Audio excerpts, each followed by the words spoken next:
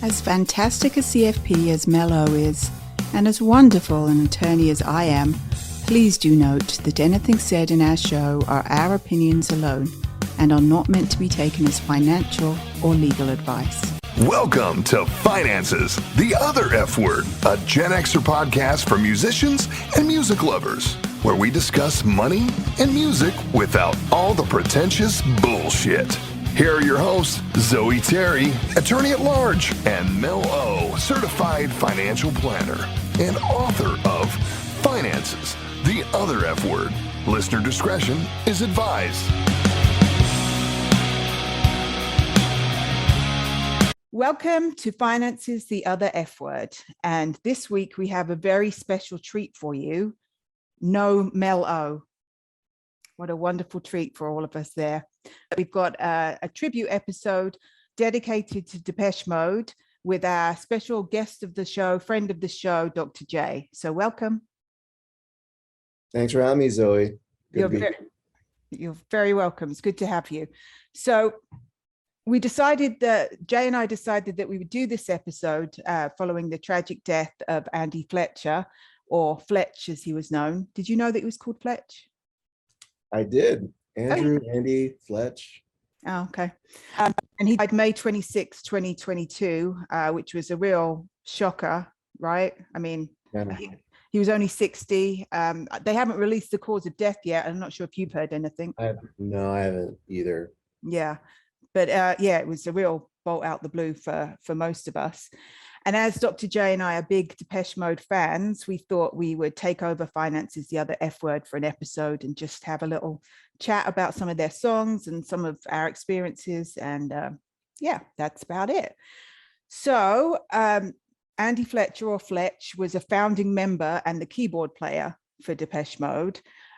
Now, Jay, according to Wikipedia, they class Depeche Mode as an electronic band. Would you agree with that? Or well, that's definitely part of it. Mm-hmm.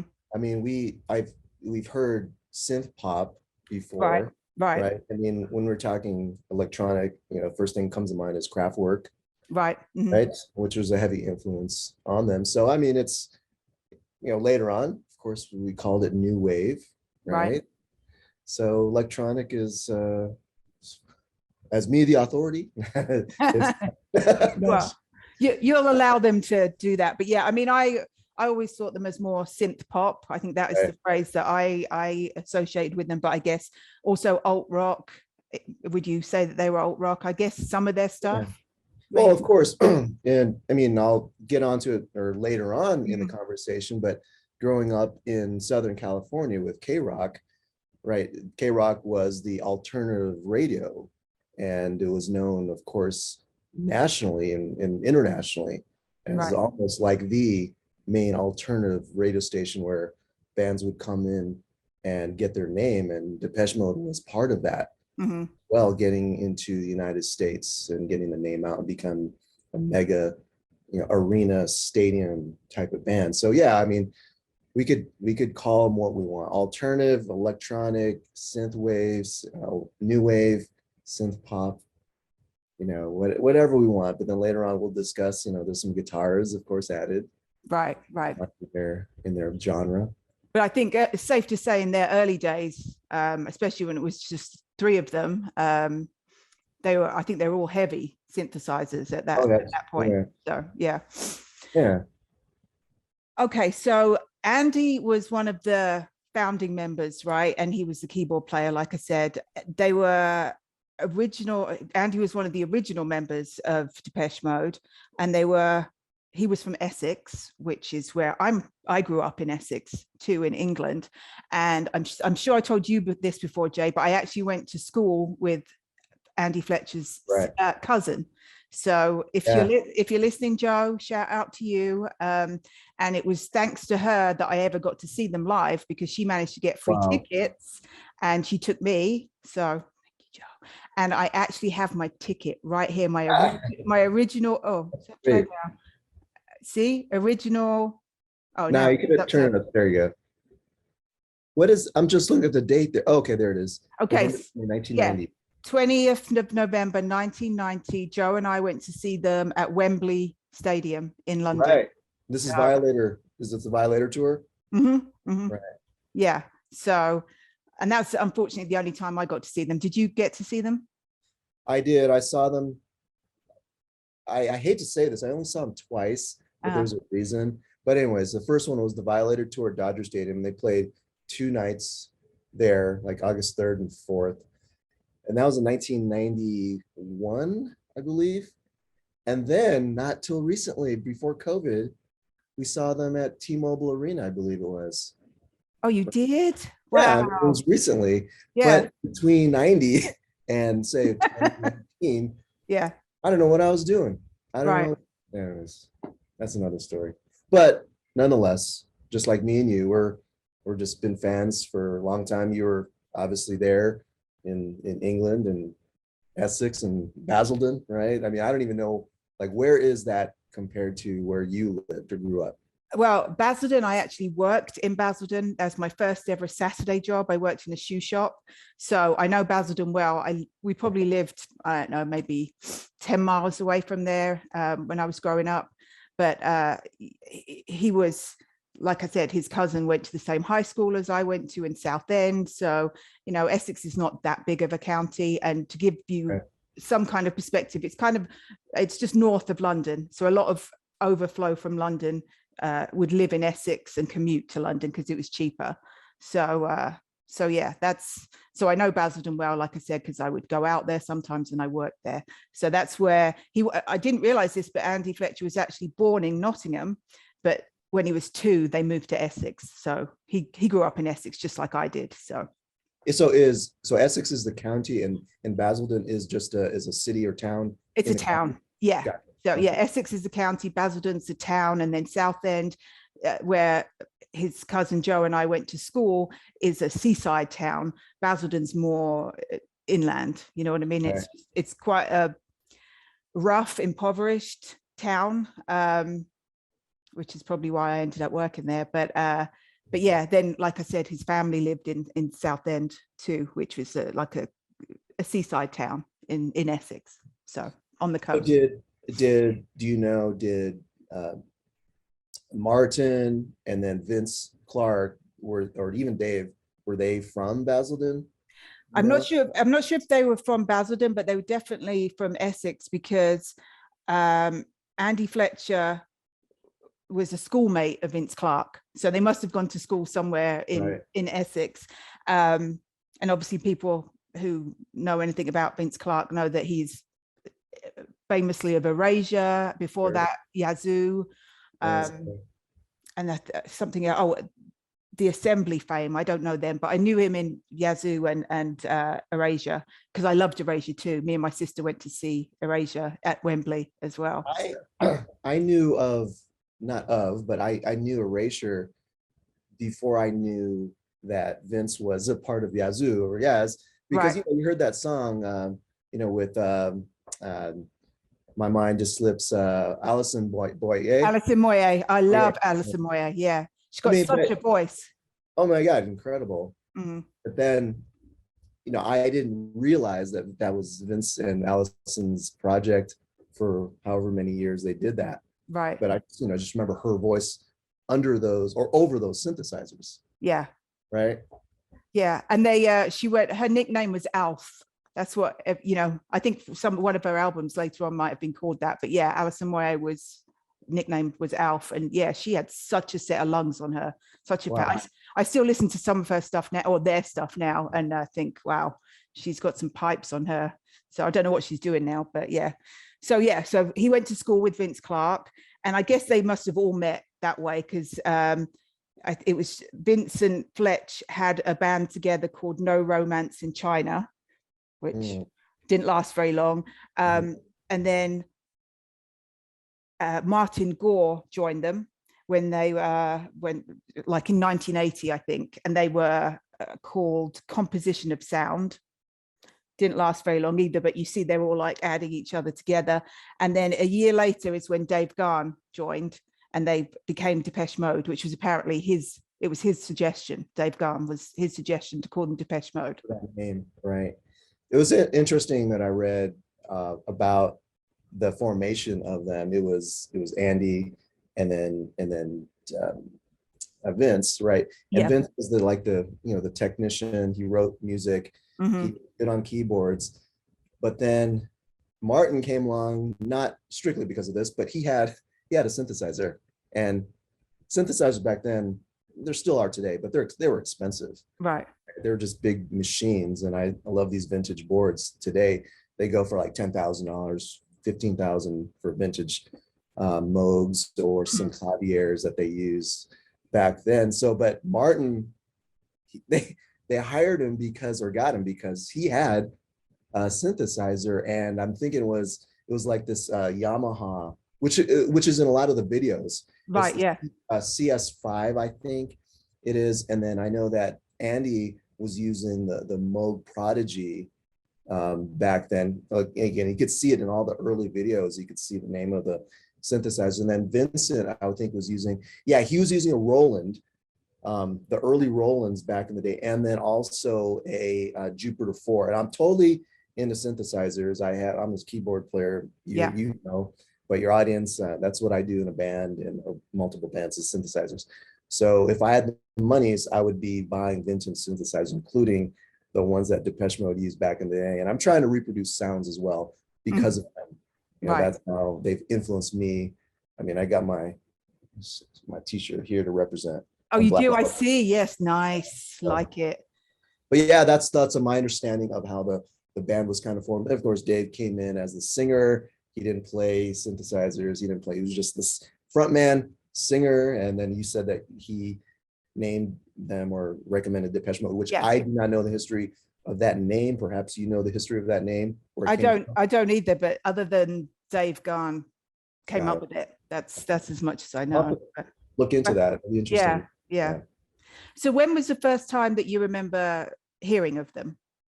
Yes, I do. I recall. Yeah, I was 15, maybe 14 or 15 years old. Okay, so I specifically remember the guy's name. He says, "Hey, check this out," and he started singing "People Are People," right, like that. Of course, one of the most famous songs ever, right? Mhm. So when I heard that, I go, "Oh, that's cool." And then I don't know how I obtained the tape or something, Mhm. but that's when essentially they blew up in the United States because of that album, Some Great Reward, right? And that it came into the mainstream in America at that time, and then so it was all over. Like I said, K-Rock Mhm. played that, and then so that was the first memory I have of Depeche Mode coming here into the United States, listen to them, and then after that it was just like, okay, you buy the cassette. And then so then K-Rock would release the next single, Master and Servant, right? Somebody, and then others from that album, right? So that was, I think it was ninth grade, and which is around that time. It was like Right. 1984. And it kind of dates me. It's like you probably know my age. If I was 14 years old in 1984, right? And so what other stuff were you listening to about that time that you got into Depeche Mode? Do you remember? And yeah, so the term new wave wasn't there yet, right? So it was mainly just pop, right? Because the like Kiss FM in Los Angeles, Rick Dees, it was popular music, right? It was the Michael Jacksons back in the day, Mhm. and other just pop hits. That's what we hear. And then so I think that was one of the first, definitely electronic music that I really recall liking. Mhm. I think Gary Newman was like a little before that with Cars, which I love that too. And that was definitely, yeah, that was definitely electronic synth pop. Yeah. Love that stuff. OMD was Yeah. around that time, or Mhm. Orchestral Maneuvers in the Dark was around that time, and Human League, Mhm. right? So I don't know when it was after that the term new wave came out, Right. but that's what, since I was a teenager in the 80s, that's what I would refer to as like new wave. I love new wave. Right. Right? But yeah, it was more like, okay, pop, Whitney Houston, Michael Jackson, and others that I can't think of right now, and then electronic or synth pop, new wave, Depeche Mode, OMD, Human League, Gary Newman, Mhm. To a certain extent, Kraftwerk, they were a lot sooner or earlier. Yeah. They're the pioneers, Right. of electronic or synth pop. And so at that point, what kind of music were you playing? Like yourself, I mean, not the music that you were listening to. What music were you playing? On piano, I was playing classical music because that's Right. that's what I was raised and taught Right. classical music. But then, as time goes on, you just kind of, I want to play some Madonna on piano. So I just learned Madonna Right. chord line and then play the little riff from Gary Newman Cars. Right. No. Stuff like Yeah. that. Yeah. Peter Cetera, Chicago, all the, like the pop. Yeah. Right. So when did you get your first synthesizer yourself? 1986. Mm-hmm. All this stuff. Is a Casio CZ5000, which was one of the first mainstream sequencer synthesizers on the market. Up to that point, Roland, Korg, the main ones, didn't have a sequencer. You have to buy it separately.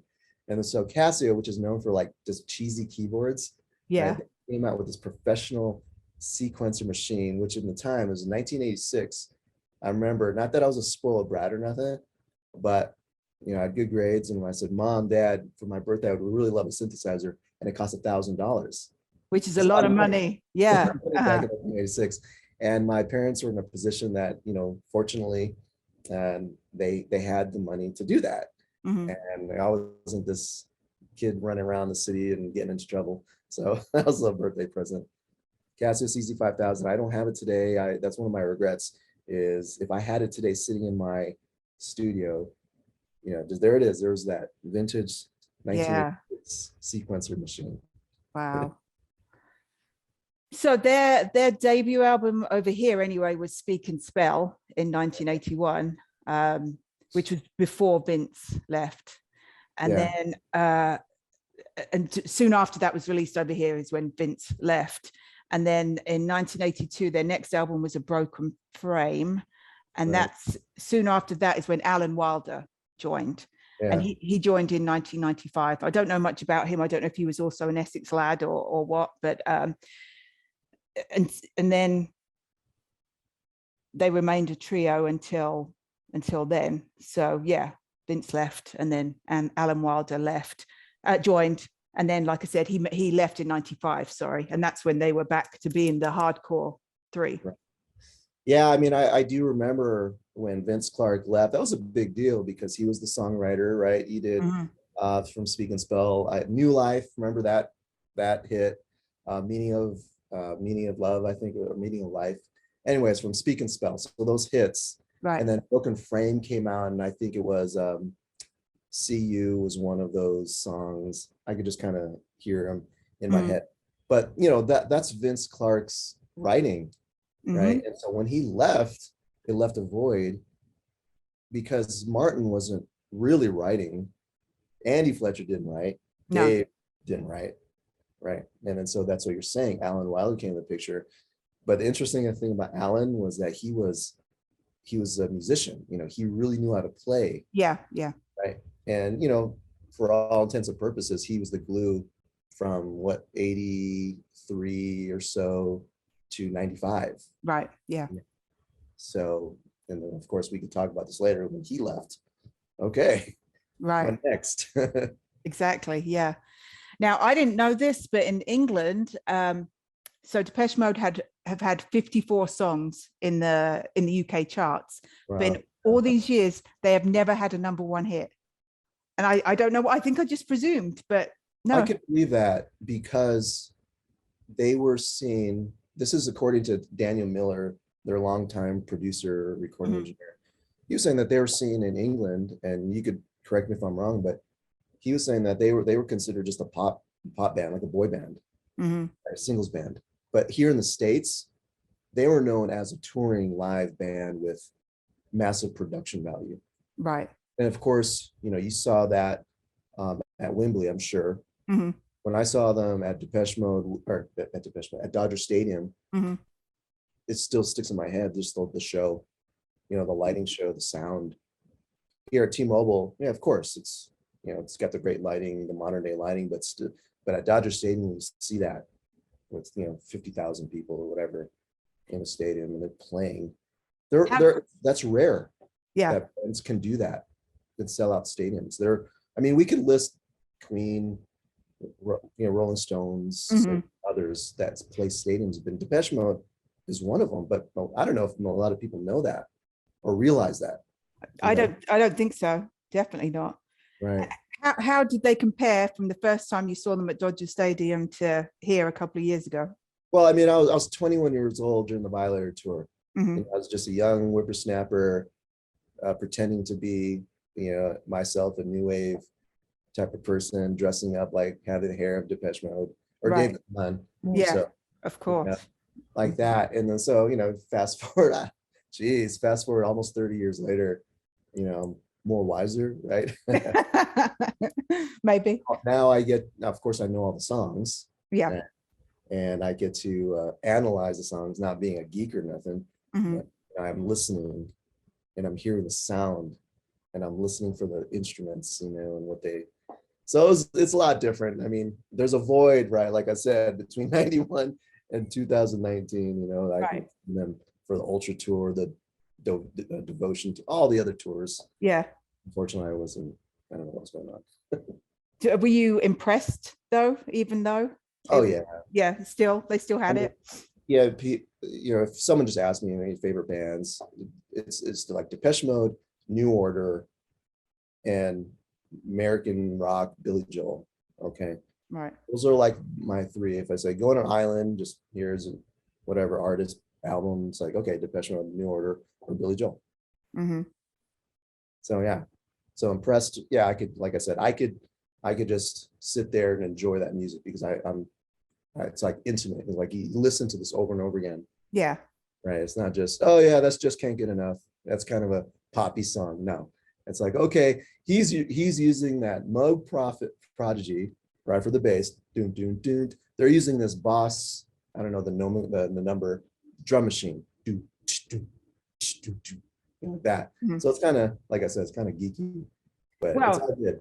Yeah, you're seeing it from now a seasoned musician's point of view and listening to it in a different way, I imagine, like you said, than when you were 21 and you're just maybe there geeking out because it's one of your favorite bands. So I'm so pleased that you got to see them before. I mean, who knows what's going to happen now, but I've always had these like fantasies about, okay, I'm gonna audition for Depeche Mode, not just now, right, but back in the day. It's like, okay, I'm not too much younger than them. They're probably 60 or so. Yeah, Andy Fletcher was 60 when he died. So. Right. Okay, so around that age, 60. I'm 52. I'm not too much younger. Yeah, you could be the young one in the band. How about that? Right. Oh, speaking of, it was when he left, and this is just like I'm drawing off memory here. When he left in 95, they wanted to continue, and so they replaced him with one of their producer assistants. His name is Tim Simeon, and he was just part of Mute Records, which is their longtime record label. Right. But it was so intriguing to me when they go, oh my God, who's going to replace Andy or Alan Wilder? Yeah. Right? But it was this guy that they trusted. They knew he was part of their record label. He played synth, and he was able to step in. And then he went on tour with them.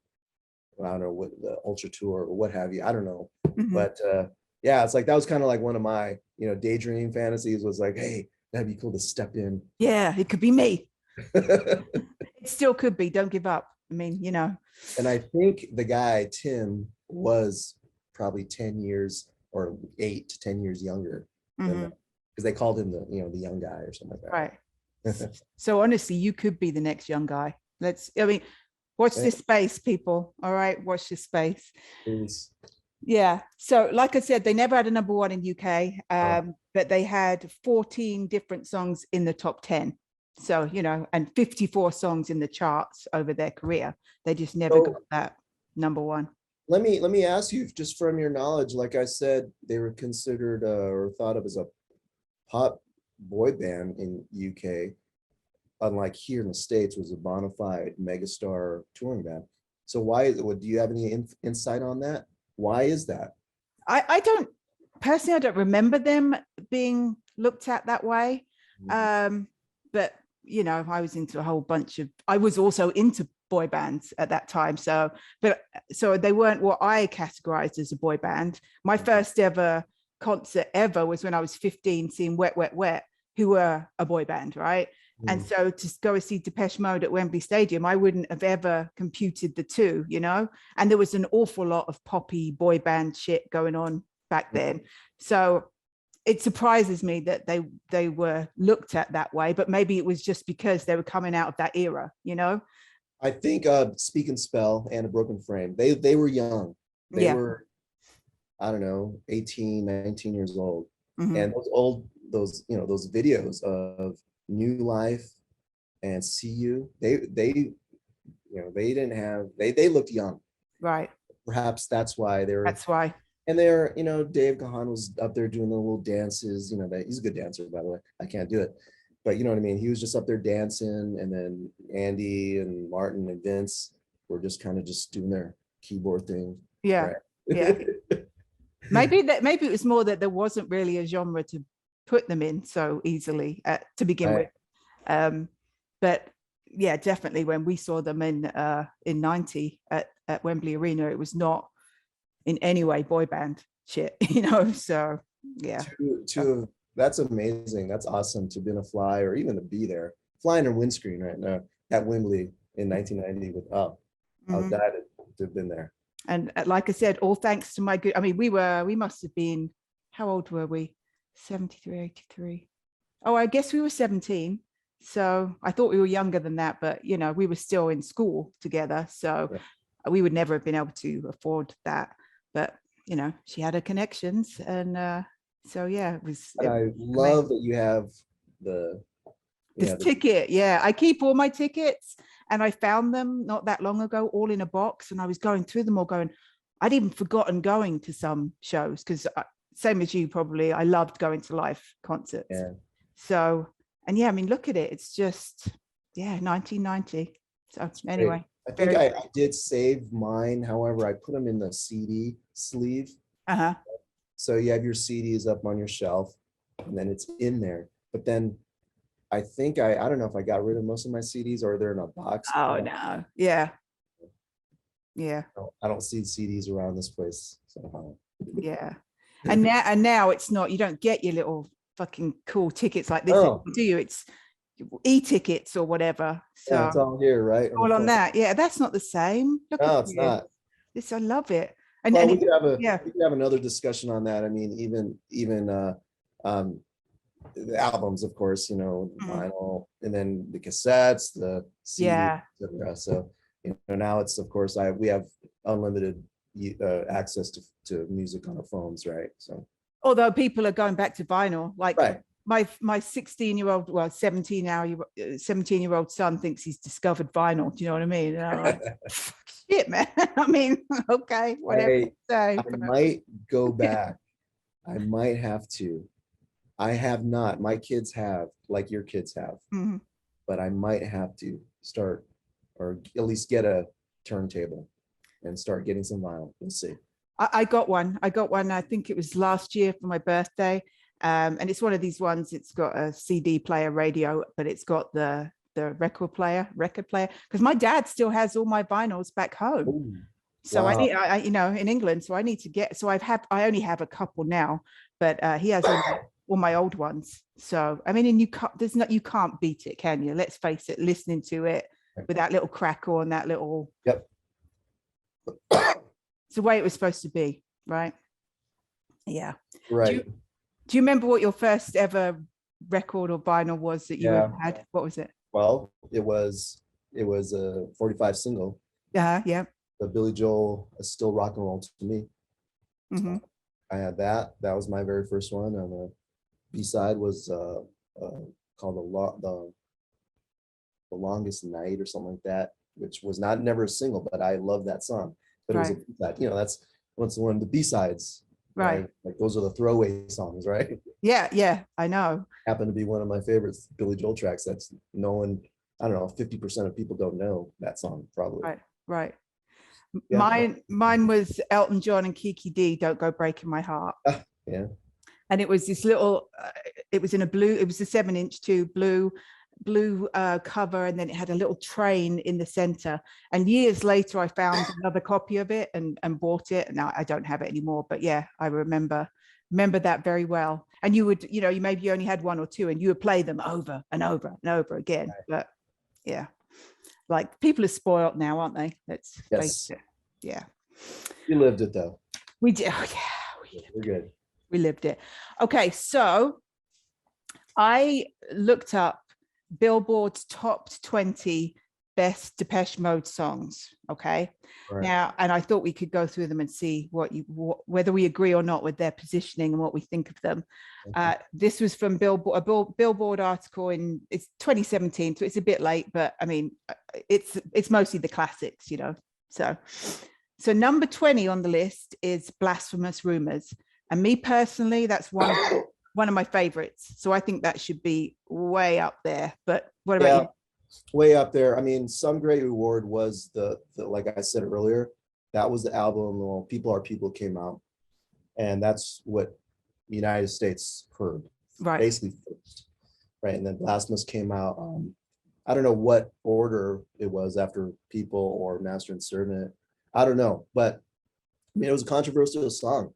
Even here in the States, it was just like, wait a minute, suicide, right? And drugs, or it's dark.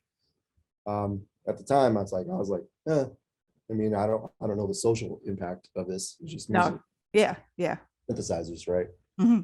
So, but absolutely beautiful hook or chorus, because it's very dark, right? Very minor chords, very dark verse, and then he gets into the chorus. I'm not a singer, but don't want to start any blast like that. Yeah, which is more major. It's happy. It's more happy. Yeah, right. And then one more thing about that, real quick, is like they use these industrial samples of noises that they did. And I think Construction Time Again was the first time that they used the samples of various, like taking a hammer and then smashing some pipe and recording it, right, and then putting it onto their songs. So in Blasphemous Rumor, in the verse, it would be, I don't know if you recall, it's like that. There's a sound. That was one of their samples. Wow, how cool. No, I did not know that. Okay, number 19 is Waiting for the Night. I don't remember that one, so you'll have to Waiting on that. For the Night to Fall. Violator. Oh, okay. Which it was a single, but I don't even know if it was a single from that album, because that album had Personal Jesus, Enjoy the Silence, World in My Eyes, and Policy of Truth. Those are the 4 singles off of Violator. Yeah. Waiting for the Night, which is on that album, is a beautiful song, but it wasn't on the radio. Right. Well, that's probably why it was number 19 out of 20. But this is in England. No, this is Billboard magazine. The Billboard magazine. So this is here. So right, Billboard is here. Yeah. That's interesting. Yeah. I mean, beautiful song. Yeah. So that's number 19. 18 is Master and Servant. Okay. So I get that. 17, love this. A Question of Lust. Question of Lust. What is that? What was that from? Black Celebration, right here. It was from Black Celebration. And that album was just, I don't know how many hits it had on there. It had Black Celebration, of course, was their first single out there. The Question of Lust, The Question of Time was on there, I believe. Remember that song? Stripped, right? Let me see you strip, right? And then but not tonight. So I think there was like 5. It was an amazing album. I still listen to it here and there today. Well, that was number 17 of the list of 20. 16 was Walking in My Shoes. Yeah, Violator. Okay. 15 was Where's the Revolution? That was later on. What was that from? Was that from Forgive Me? Was that from Ultra? I don't know. Where's the rev? They played that at T-Mobile. I remember. Oh, they did? Yeah. 14 is Heaven. Okay. 13, Dream On. Yes. Yeah. This is the not, I guess, the more recent song from there. from their other album, the newer albums. Yeah. Number 12, Never Let Me Down Again. Probably my arguably to me is my favorite song. Right. Yeah. It's a great, it needs to be, I would put it higher than 12, but Well, it's all relative, right? When their producer, the longtime producer, Daniel Miller, he didn't leave the band, but he didn't record them after Black Celebration, I think it was Music for the Masses. They went, no, Violator. They went with this guy, his name is Flood, right? That's the name of the producer. And Flood was a legendary producer that did Violator, of course, but then did Songs of Faith, Devotion, Ultra, and I don't know when he stopped. But anyways, that's what he was known for, is like he was the producer of Depeche Mode's Violator, which is arguably the greatest album, well, for them, but then ever, like that, arguably. So he's the guy that brought out more of that, I guess, not less synthesizer perhaps, but less synth pop sound. Right. And brought in guitars. He even said something like, "There's nothing wrong with playing guitars and live drums." Right. So anyways, and Never Let You Down Again, he was one of the guys that said, "Hey, Alan, add this piano part in there." And this like between the verse and the chorus. And Alan was, "I don't think it fits." "No, it'll fit, trust me." "Hey, Andy, on this part, try this." And so they, from what I was like reading, it was like this guy was so instrumental in Never Let You Down Again, but then music from after Violator and on. Right. Well, that was number 12. Number 11 is I Feel You. Yes. What was that from? That was from Songs of Faith and Devotion. Yes. Like right after Violator. Right. That was like during Dave Gahan's, unfortunately, his heroin. Oh days. God. Yeah. They all had some issues, didn't they? A couple of them with drugs. Andy Fletcher had some depression and anxiety, and I think he had a nervous breakdown at some point, but yeah. He did. It reminds me of that tour right after Violator's success, right? They consider the next album like their sophomore album, because if Violator was their breakout world megastar album, which they are now bona fide superstars, what are you going to do next, right? And so Songs of Faith and Devotion was the next album in like 1993 or something like that. And then so they had to top it, right? There was a pressure to do that. And then so now they go on the Devotional Tour. And I remember that tour, which unfortunately I wasn't able to go to, but it was something ridiculous. It was like 14 months, 158 concerts, 30 countries. And then that's when you were saying, Andy, he left the tour, I think it was a South American leg, because of his clinical depression. Yep. And then they had to bring in, one of their production assistants to fill in for the rest of the tour, which is something like ridiculous, like 30 shows. Imagine like me. It's like, "Hey Jay, fill in for Andy," right? And I'm doing 30 shows. I've never even done one. I can imagine 30, and they did 150 plus shows. It's not a surprise, is it? It's not a surprise that they, but to think that they all personally and musically and everything else went through so much, but still managed to keep together or keep it going. I think Andy did whenever he wasn't touring, he was DJing. He started DJing. He was pretty popular. I don't know if he's popular over here, but he was popular in England as a DJ. Oh, okay. Wow. So they just, to weather so many storms, and they were pretty bad. I mean, yeah, they went through some pretty hot shit, didn't they, really? So yeah. So number 10 out of 20 is Shake the Disease. Did I say that already? No, number 10, No. Shake the Disease.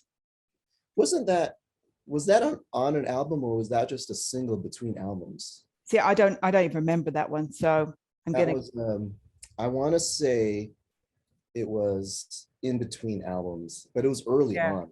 Right. And then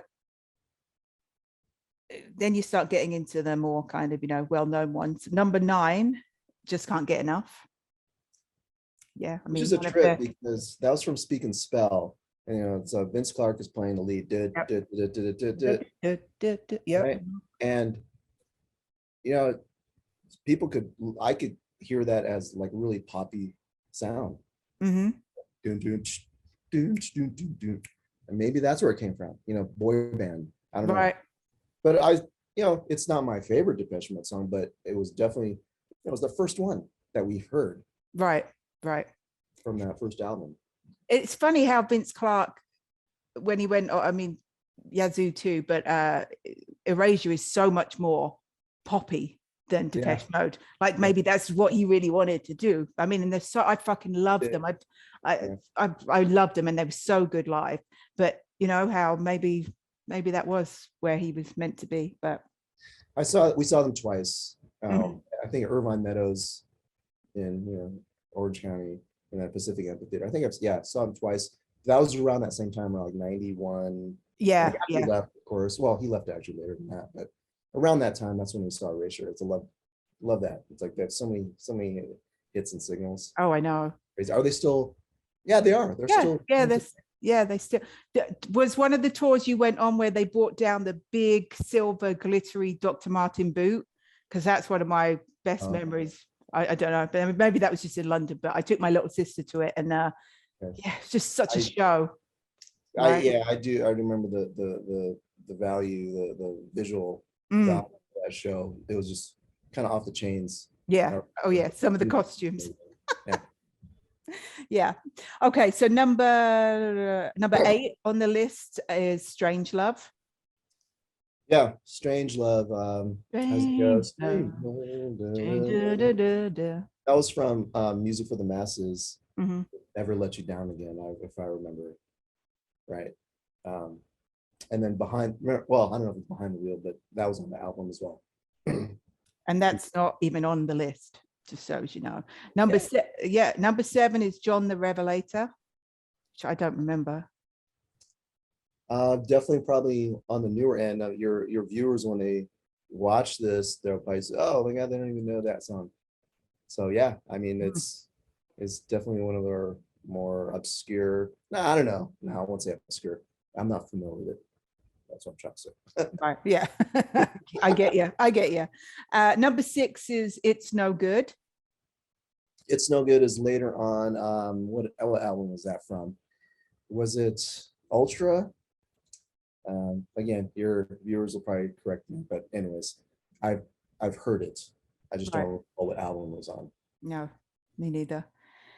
And now we're getting to the top 5, so you can pretty much tell what's going to be on there. But number 5 is Everything Counts.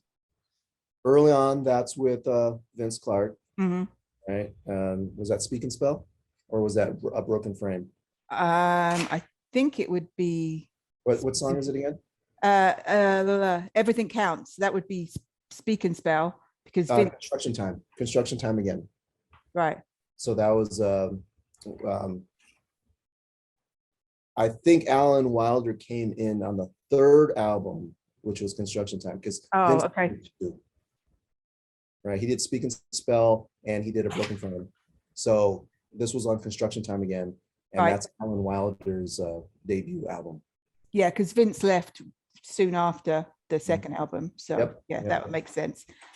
Okay, so that's number 5, Everything Counts. Number 4, Policy of Truth, which I love that song. But I mean, Violator is, we know that's the mainstream album, mm-hmm. but it doesn't matter. It's like I could just sit there and listen to that whole album, and Policy of Truth is, of course, one of the 4 songs on it. Yeah. Number 3, they have listed as People Are People, which I don't know if you saw, there was an interview with Andy Fletcher. He said that's their most famous song that we do not want to play. I could guess that you're going to say that, but yeah. Mm-hmm. He said they I guess he's speaking on their behalf. They hated that song. They liked it when they first started or wrote it, but then after that, it's like, I don't know, perhaps it's just, I'm just trying to think. It's like, people. So why should it be you and I would get along so awfully? I remember watching him saying, I hated that song. Yeah. But I'm sure that's one that most people wanted to hear as well. So not only Depeche Mode, but you could have Billy Joel's of the worlds that say, I have got to play Piano Man because the people are there to see Piano Man. How can you not play Piano Man? How can you not? Yeah. I've made millions off of this song or these songs that people should hear them, right? So Depeche Mode, that's what I'm sure that they're saying. Like, we got to play it. Let's just enjoy it. Yeah. Then number 2, Personal Jesus. Of course. Yeah. Personal Pizza. Did you ever hear of it as Personal Pizza? No. Personal Pizza. Well, no, but now I will forever hear that when I hear that. Not my favorite song. No. It was the first single on Violator, but they said it had to be the first single because of the sound, that raw guitar. So it worked. Yeah. Then number 1, Enjoy the Silence. I mean, this is obviously just some chick's opinion, but it's probably about right in terms of popularity, but yeah, absolutely. It's got to be. I mean, that I have a school, RAPA, and we just performed on May 17th here in Las Vegas with the students. And we highlighted songs from 1960 British invasion to 2000. And then we did a new wave song, and yours truly picked the new wave song. Of course. Guess what it was? Oh, it was. That's what you picked. Depeche Mode, Enjoy the Silence. Yeah. And these kids. How were they? How did they do it? How was it? First of all, it's difficult. The song is difficult. The arrangement is challenging. But they had to learn that structure of the song. But once they learned that structure, I remember these kids, these are 15, 16-year-old kids. They're just going, oh my God, this song is incredible. Right. And then even our sound guy, he came up, he says, hey, this song, like, this is me. Enjoy Depeche Mode, enjoy this. This is me. All right. So, don't fuck it up. All right, kids. Yeah. He kind of said that to a certain extent. What is it like? And you're going to tell us a little bit more about Rapper at the end, but watching young kids doing songs that you grew up on, and probably maybe even just getting to know them for the first time and enjoying them for the first time, is that pretty fucking amazing? It was amazing. And I think here's the reason why, is that this is my unscientific reason why perhaps kids these days, when I say kids, I don't know what ages, 10 to 20 years old, they appreciate the quotes, the classic rock songs, right? We could go back to Led Zeppelin, and AC/DC. They appreciate those songs because these are old songs. I mean, even for us, we're going, this is old stuff, right? But this is what we kind of grew up on, right? For them, it's really old, right? It's like, oh God, it's ancient. Ancient is, to us, in our generation, ancient perhaps is like music from the 40s, right? Yeah. Right. Yeah. That whole, World War II, the Bugle Boy songs, that's ancient. Yeah. Right? So to like AC/DC and Led Zeppelin to them is ancient, but again, unscientific proof that I think kids appreciate this music because of us, the parents of our generation. What generation are we? Are we X? Oh yeah, we're Gen X, baby. I think Gen X is the one that says, hey, check this out. Here's some Depeche Mode for you. Enjoy the silence. And then so at least for my kids, they're 18, 21, and 23. They're like, this is amazing stuff.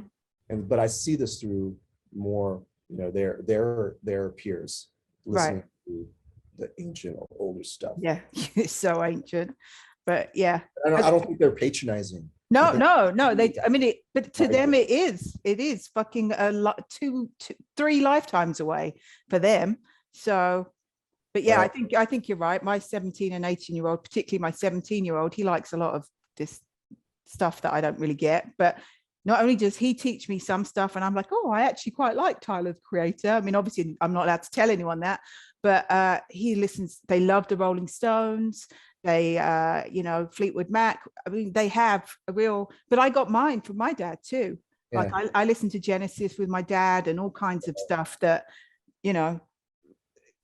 we do. Good music gets passed down, I think, is what we're both kind of saying. Yeah. So that's our list anyway.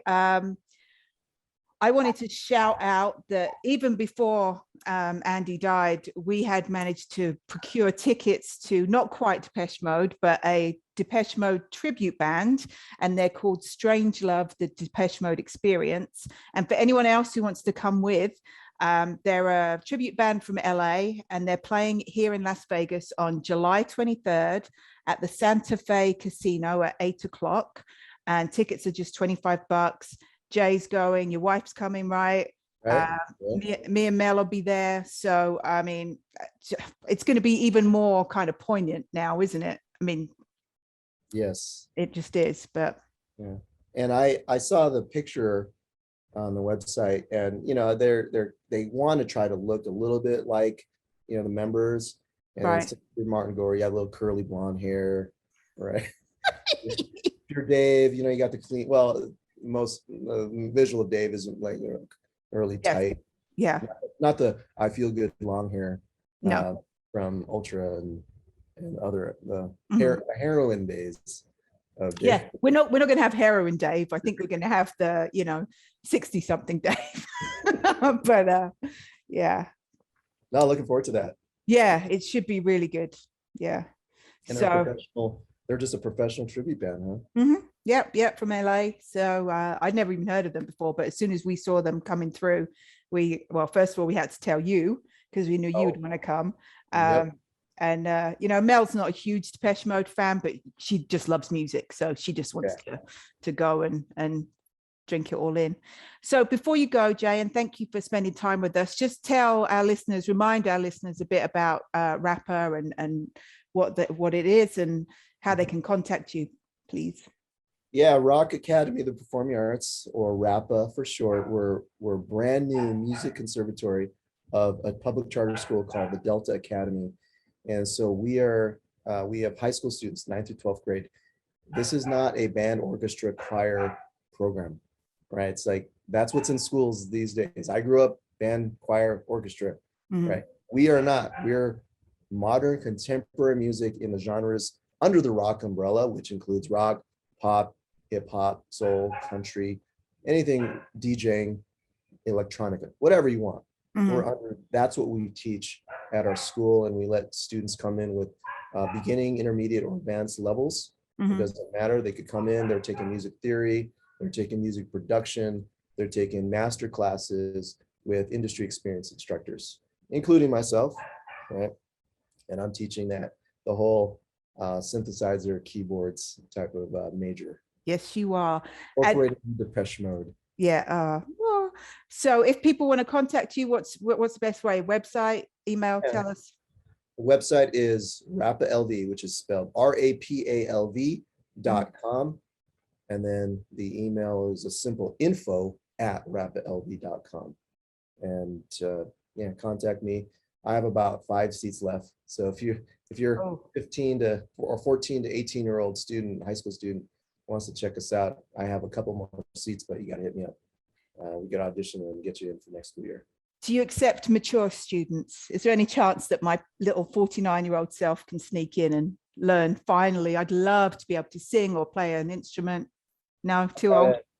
I have, well, not have to, but I should get the whatever we don't call ourselves, the older kids class. Right? Yeah. The mature high school kids class. Yeah. To teach. So perhaps that's in the future. I'm sure you and others are just going to soak it up and take some music production classes and perform at Fremont Country Club, Hard Rock Cafe. Old grannies playing the sax and stuff. It could work. Okay. Yeah, it could work. Just got to rock and roll, Right, exactly. You're never too old for that, right? It doesn't matter. I'm thinking an old guy, the OG here, and I'm not pretending. I feel like I'm 21 years old, just performing. That's good though. That's how it should be. That's because it's your passion, right? I mean, this is right. You doing you, and then also passing it on to the kids. So right. Thank you again, Dr. J, for being on, and thank you everyone for listening. You can follow us on Twitter, Instagram, Facebook, and check out our website, FTOFW, financestheotherfword.com, and buy Mel's book. Can't remember what it's called now. Oh, Finance is the Other F Word. And yeah, thank you very much, and peace out. Peace. Thanks for listening. If you like us, subscribe wherever you get your podcasts.